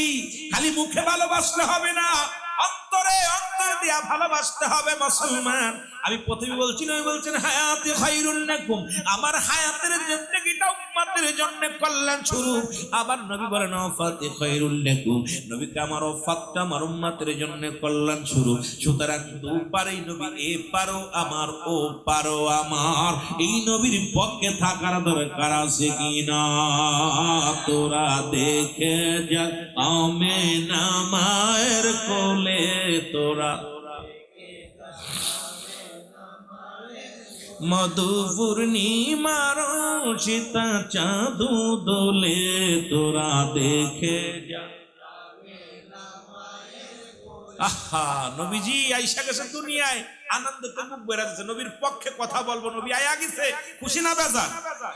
এখনো আসে নাই, ঠিক কি নাই? এই রবিউল আউয়াল মাসে আপনার 12 তারিখে রাসূলুল্লাহ সোমবারের দিন গত রাত্রে সবে সাদেকের সময় দুনিয়ার মধ্যে আগমন করেছেন। সুবহানাল্লাহ বলেন। কেমন? আলম ইয়াজিদ ইয়াতীমান ফা, ইতিম অবস্থায় আমার সাল্লাকা ইল্লা রাহমাতাল লিল, তামাম পৃথিবীর রহমত নিয়ে রহমতের নবী দুনিয়া আগমন করেছে। খুশি না বেজা? আরো জোরে বলেন, খুশি না বেজা? তোরা দেখে যায় আমেনা লে, তোরা দেখে যা। আহা, কে গাইছে? লেখছে কে? কবি কাজী নজরুল ইসলাম। কত মজার, নবীরে ভালোবাসতো। আহারে কেমন আশেক ছিল। প্রতিটা কথার মধ্যে নবীর প্রেম, প্রতিটা কথার মধ্যে রাসূলুল্লাহর প্রেম, প্রতিটা কথার মধ্যে ছিল সুন্নি আকীদার কথা, ভিতরে কোনো বাতিল পন্থী নয়। জোরে বলেন ঠিক কিনা? এই নজরুল কথা বলছে, বিশ্ব যখন এগিয়ে চলেছে আমরা তখন পিছে, বউ তালাকের ফতোয়া খুঁজছে হুজুর সমাজ খুশি। একদল হুজুররা কয় নজরুল ইসলাম কাফের হয়ে গেছে, নজরুল আমাদের বিরোধিতা করতেছে। না, নজরুল সুন্নিদের পক্ষে ছিল, রাসূলুল্লাহর পক্ষে ছিল। এই জন্য প্রতিটা কথার ভিতর নবীজির প্রেম ছিল। জোরে বলেন ঠিক কিনা? আরো জোরে বলেন না। এই জন্য আপনারা, আমি সুন্নি ভাইদের বলি, নবীজির ভালোবাসা আমাদের অন্তরে ধারণ করার দরকার আছে কিনা? জোরে বলেন আছে কিনা? একটু মহব্বতের সঙ্গে দুরূদ শরীফ পড়ুন। আল্লাহুম্মা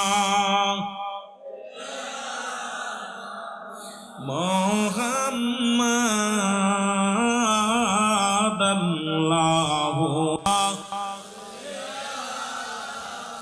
মুহাম্মাদ,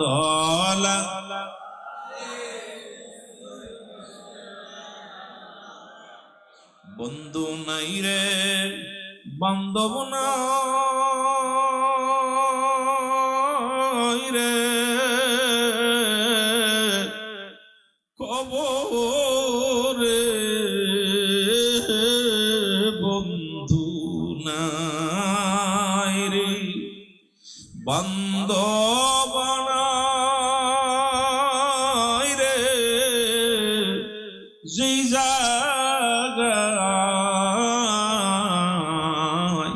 সেই জায়গারি বন্ধু গো নবী মুস্তাফা, আল্লাহুম্মা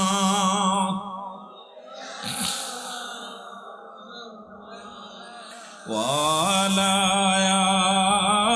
আলি।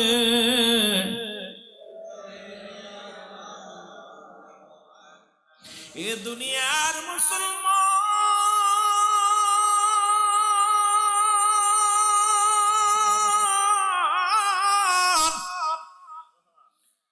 রহমতের নবী চোখের পানিগুলো দরদর করে ছেড়ে দিলাম জমিনের মধ্যে।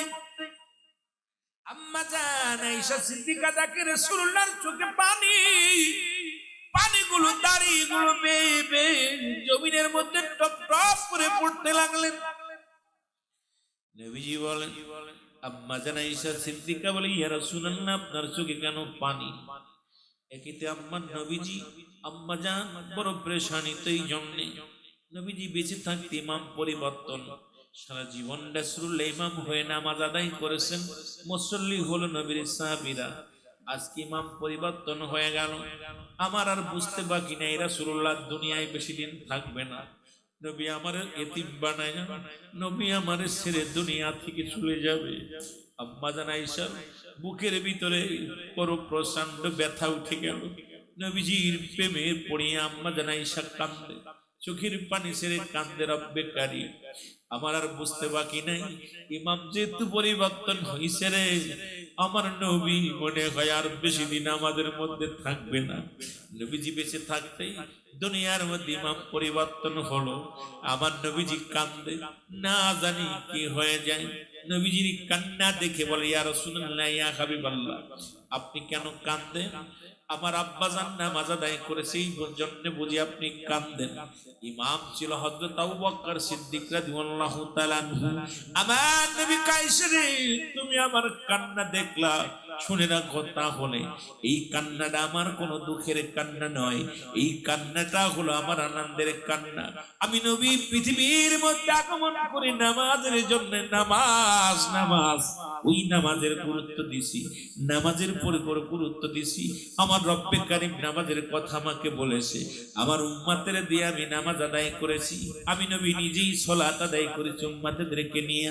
আমি নবী যাবার আগে আমার চোখ দিয়া এই শরীয়তের চোখ দিয়া দেখে গেলাম আমার উম্মতিরা জামাতের সঙ্গে নামাজ আদায় করছে, সুতরাং আমি নবী অত্যন্ত খুশি হয়েছি। এটা আমার আনন্দের অশ্রু, এটা আমার আনন্দের চোখের পানি রে আয়েশা রে। যে নামাজের জন্য কত মার খাইলাম, এই নামাজে যখন দাঁড়াইতাম কাফেররা, দুষ্ট কাফেররা নারী বুড়িয়া নিয়া, পচা উটের নারী বুড়িয়া নিয়া পিঠের উপরে রাখতো, যখন নামাজ দাঁড়াইতাম কত না আঘাত করতো, তীরের আঘাত খাইতাম। এই নামাজের জন্য আমি নবী কত মেহনত করলাম। আজকে আমি যাবার আগে দেখে গেলাম, দু চোখ ভরে দেখে গেলাম আমার উম্মতিরা জামাতে নামাজ আদায় করে। আমার মুসলমান বাবারা আমার, আমার সুন্নি বাবারা আমার, আমি আপনাদের কাছে করজোরে দাবি করব, আমার রাসূল যেহেতু নামাজের জন্য নামাজ আদায় করে নবী এত খুশি হয়েছে, আজ থেকে প্রতিজ্ঞা করব এক ওয়াক্ত নামাজ জীবন গেল ছাড়ব না। জোরে জোরে চিল্লায় বলেন ঠিক কিনা? কে কে রাজি আছেন হাত দুখানা তুলে মাওলারে দেখান। নারায়ে তাকবীর, নারায়ে রিসালাত, নারায়ে গাউসিয়া, আরো জোরে বলেন নারায়ে গাউসিয়া। ওরে আশিক রে তুই কেন কান্দ বৈশা গাছতলায়, গাউসে পাকের নাম জপিলে মাওলা পাওয়া যায়, আরে গাউসে পাকের ওসিলাতে আল্লাহ পাওয়া যায়। বলো গাউসে পাকের ওসিলাতে, গাউসে পাকে এমনি অলি সুরকে বানাই কুতুব জানি, এই জামানায় তাহার সনে নাই যে তুলনা। আশিক রে তুই কেন কান্দ বৈশা গাছতলায়, গাউসে পাকের নামের ওসিলায় আল্লাহ পাওয়া যায়। জোরে বলো মারহাবা, আর একটু জোরে জোরে চিল্লায় বলেন মারহাবা। একটু মহব্বতের সঙ্গে দুরূদ শরীফ পড়েন আল্লাহুম্মা।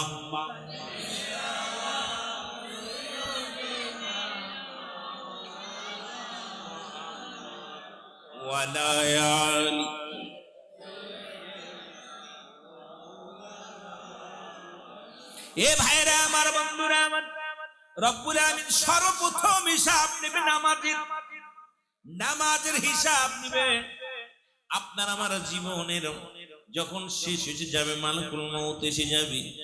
আমার বাবা অনেকগুলো এত সাবজেক্ট দিয়েছে যা আমার আলোচনা করা সম্ভব নয়। আগে বলেছি বাবারা আমার, একটা বিষয়ের উপর আলোচনা করা সম্ভব, কিন্তু তবু এতগুলো গুরুত্বপূর্ণ আলোচনা দিয়েছেন। বিষয় চেষ্টা করব, একটু আমি চেষ্টা করব আপনাদেরকে নিয়ে আলোচনা করার। কারণ মালাকুল মউত যখন আপনার আমার দ্বারে চলে আসবে, মানব জীবনের অমূল্য সম্পদের নাম হলো ঈমান। ব্যক্তির জীবনের অমূল্য সম্পদের নাম রুহু। রুহুবিহীন মানুষের কোনো মূল্য নাই। এই পৃথিবীর মধ্যে বডিটার যদি মূল্য দেখাইতে হয়, তাহলে রুহু নামের যে বস্তুটা সেটা প্রয়োজন। আজকে পৃথিবীর মধ্যে ভালো করে খেয়াল করবেন, এক নম্বরে মানব জীবনের অমূল্য সম্পদের নাম হলো ঈমান। ব্যক্তির জীবনের অমূল্য সম্পদের নাম রুহু। রুহুবিহীন যেমন বডির কোনো দাম নাই, ঈমানবিহীন কোনো আমলের দাম নাই। একটা হলো ঈমান, একটা হলো আমল। একটা হলো ঈমান, একটা হলো আমল। আমল হলো নামাজ, রোজা, হজ, যাকাত ইত্যাদি ইত্যাদি গুলোর নাম হলো আমল। ঈমান হলো নবী মুহাম্মদুর রাসূলুল্লাহ সাল্লাল্লাহু আলাইহি ওয়াসাল্লাম। জোরে জোরে চিল্লায় বলা যাবে না মারহাবা। সুতরাং সুন্নিদের ভিতরে ঈমানও আছে, আমলও আছে। সুন্নি ভাইদের ভিতরে এক নম্বর আছে ঈমান, কারণ সুন্নি ঈমান তাদের তাজা, আমলও আছে। যতই যা বলো কেন সুন্নিদেরকে নিয়ে কত ভাই কত কথা বলে, কিচ্ছু যায় আসে না। কারণ আমরা সুন্নি যারা, এক নম্বরে আমরা ঈমানটাকে তাজা আছে। কারণ আমাদের প্রত্যেকটা গরিব হোক, মিসকিন হোক, ব্যবসালোক হোক, গতবার দেখেছিলাম জশ্নে জুলুসে একজন প্রতিবন্ধী মানুষগুলো হাঁটতে পারে না, তাদের হাতের মধ্যে পতাকা নিয়ে নারায়ে রিসালাত দিতেছে। চট্টগ্রামের জমিনে হাঁটতে পারে না, প্রতিবন্ধী পা নেলা, বলছেন বুবা মানুষগুলো কথা বলতে পারে না। এই মানুষটার হাতেও দেখেছি পতাকারে মুসলমান। সাংবাদিকরা জিগায় কথা বলতে পারে না, তবে পতাকা ধরে জোরে জোরে ঝাঁকি মারে মনে হয় বলতেছি ইয়া রাসূলুল্লাহ, ইয়া রাসূলুল্লাহ। সুতরাং পৃথিবীর মধ্যে সুন্নিদের ভিতরে আছে নবীর প্রেম। জোরে জোরে চিল্লায় বলেন মারহাবা। আমার ভাইরা, আমার বন্ধুরা আমার, তাহলে বুঝতে পারলাম এক নম্বরে নবীর কাছে প্রিয় ছিল নামাজ, আমাদের কাছে প্রিয় হলো নামাজ। ইসলামের বিধান এক নম্বরে কালেমা, দুই নম্বরে নামাজ, তিন নম্বরে রাসূলুল্লাহর কাছে ছিল প্রিয় তার উম্মতগণ। আমাদের কাছে সুন্নিদের কাছে আছে প্রিয় তার উম্মতগণ। সুন্নিরা মারামারিতে বিশ্বাস করে না, সুন্নিরা মুসলমান হাঙ্গামা পছন্দ করে না, সুন্নিরা কোনো মসজিদে আগুন দেয় না, সুন্নিরা কারোর ঘরে আগুন দেয় না, সুন্নিরা কারোর বাস পোড়ায় না, সুন্নিরা কোনো গাড়িতে আগুন দেয় না। কারণ সুন্নিদের এই আকীদা শিক্ষা দেয় না রাসূলের প্রেম যার অন্তরে আছে। এই একটা প্রমাণ পৃথিবীর কোনো মানুষ দেখাইতে পারবে না। আহলে সুন্নাতুল জামাতের কোনো ভাই কোনো গাড়ির মধ্যে আগুন দিছে, আহলে সুন্নাতুল জামাতের কোনো ভাই মুসলমান কারোর বাড়ির মধ্যে আগুন দিছে, আহলে সুন্নাতুল জামাত কোনো জায়গা মাজার ভাঙছে, আহলে সুন্নাতুল জামাত কারোর মাথায় বাড়ি দিছে। কারণ আমরা নিজের জীবনের চাইতে অধিক পরিমাণ আর এক ভাইকে ভালোবাসি। যে শিক্ষা দিছে সাং মদিনাওয়ালা, সেই শিক্ষায় আমরা শিক্ষিত। জোরে জোরে বলেন ঠিক কিনা? একটা প্রমাণ দেখান না। রাসূলুল্লাহ দুই নাম্বার পেয়েছিল তার উম্মতগণ। সুন্নি জনতাও এক সুন্নি বা আরেক সুন্নি ভাইকে জীবনের চাইতে বেশি ভালোবাসে। জোরে বল ঠিক কিনা?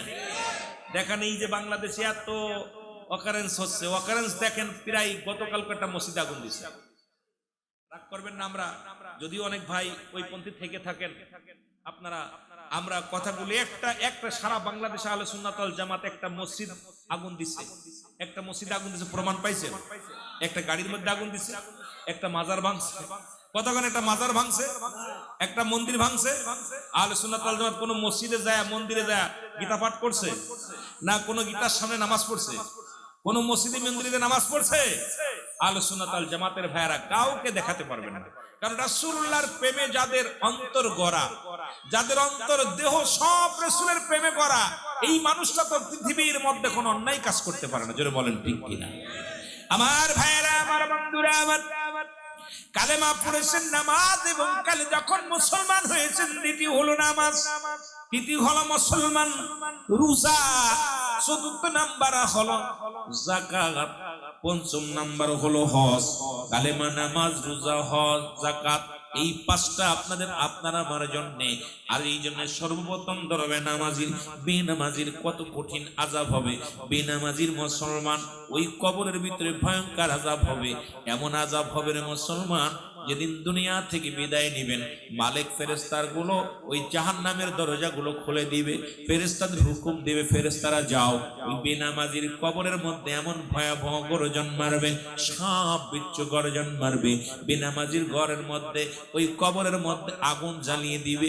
ওই বেনামাজির মুসলমান কবরের মধ্যে এমন মুসলমান দুর্গন্ধ বাইর হবে।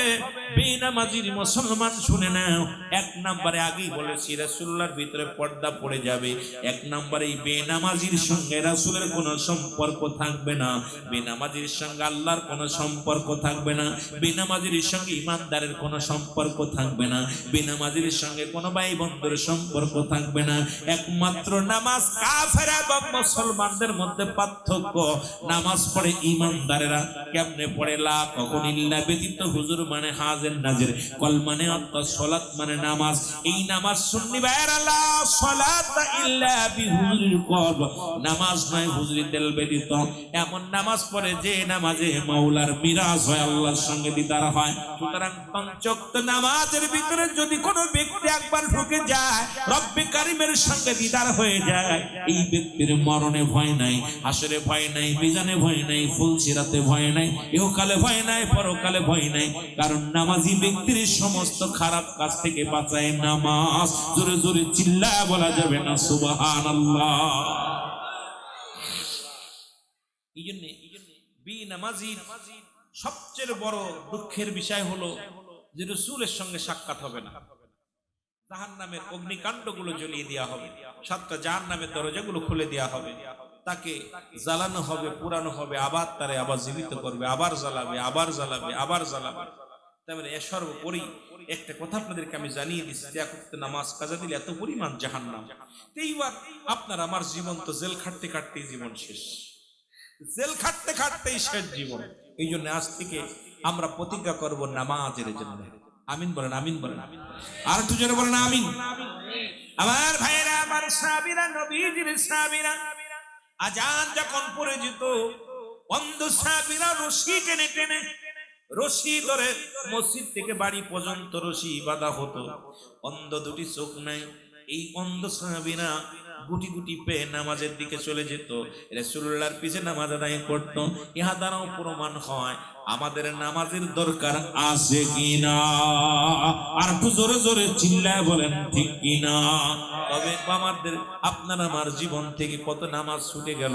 আজকে আমরা প্রতিজ্ঞা করব, আজ থেকে আমরা এখান থেকে প্রতিজ্ঞা করব, ওয়াদাবদ্ধ করব, জীবনের শেষ পর্যন্ত রব্বে কারীম আমাদের জীবনের নামাজগুলো যেন না ছুটে। জোরে বলেন আমিন।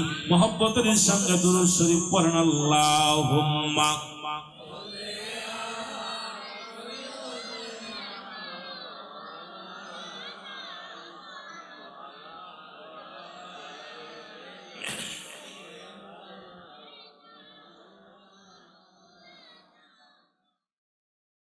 দাউসুরু লা ইয়াদখুলুল জান্নাহ। দাউস, এক কথায় দাউস যারা, জান্নাতের গিরান পর্যন্ত তাদের কপালে জড়বে না, ঠিক কিনা? আরো জোরে বলেন। এখন আল্লাহ বলছেন কাফের বেঈমান মুশরিকদের জন্য আমি একটা নয় দুইটা নয় সাতটা জাহান্নাম প্রস্তুত, উইদ্দাতিল কাফির, কাফের বেঈমান মুনাফিকদের জন্য প্রস্তুতি আছে সাতটা জাহান্নাম। কয়টা জাহান্নাম? আর একটু জোরে বলেন।